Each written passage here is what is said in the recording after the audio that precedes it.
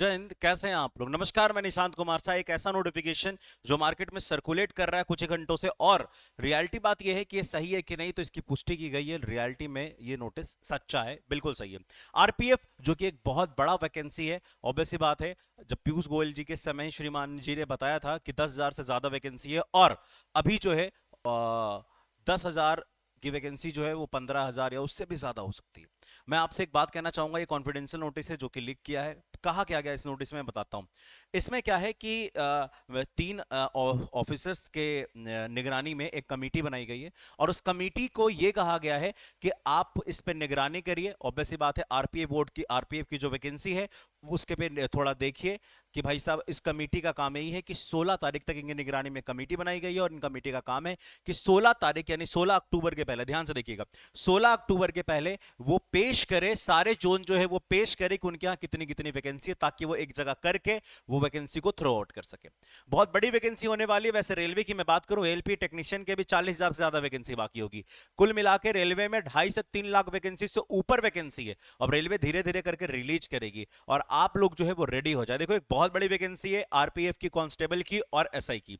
आइए, अगर मैं ध्यान से देखूं तो आपको एक बात पता चलेगा कि भाई सबसे बड़ी बात है कि सर आरपीएफ कांस्टेबल की वैकेंसी कब तक आएगी। 16 तारीख तक तो क्या है, 16 तारीख तक तो ये पता चलेगा गुरुजी कि भाई साहब कितनी वैकेंसी है। लेकिन सर ये वैकेंसी हमें दिखेगी कब? तो ये आपको दिखेगी नवंबर फर्स्ट या सेकंड वीक में। एक बात याद रखिएगा, मेरी मेरी बातें एकदम नोट कर लीजिए कि नवंबर फर्स्ट या सेकंड वीक में आपको जो है ये नोटिफिकेशन देखने को मिल जाएगा। अगर कांस्टेबल की तैयारी करने वाले बच्चे, अगर उम्र आपका 18 से 25 है, तो अगर ओबीसी से हैं तो 3 साल की छूट, एससी एसटी से हैं तो 5 साल की छूट, 10th पास हैं आप, तो भाई साहब आपको जो है एग्जाम के लिए एलिजिबल है। एग्जाम में क्या पूछा जाएगा? 120 क्वेश्चन, 35 रीजनिंग, 35 मैथ, और भाई साहब 50 क्वेश्चन जीके या जीएस के होंगे। हर एक क्वेश्चन 1 नंबर का, 90 मिनट, यानी कि भाई साहब आपके पास 1.5 घंटे का समय है, और 1/3 नेगेटिव मार्किंग है। ठीक है। अब भाई साहब जो सिलेक्शन प्रोसेस है उसमें पहले आपका सीबीटी रिटर्न एग्जाम होगा, फिर क्या होगा? फिजिकल एफिशिएंसी टेस्ट, दौड़, ऑब्वियस सी बात है, ऊंची कूद, जो भी उसमें होना चाहिए वो होगा। फिर लास्ट में होगा डॉक्यूमेंट वेरिफिकेशन, जो एक इंपॉर्टेंट चीज है। अगर मैं बात करूं यही आरपीएफ एसआई के बारे में, इसकी एज के बारे में मैं ज्यादा कुछ नहीं बता रहा हूं अभी। वैसे एज इन जेन्युइन 20 से 25 के बीच में होता है। और अगर मैं इसकी बात करूं एलिजिबिलिटी के बारे में, तो ग्रेजुएशन होगा।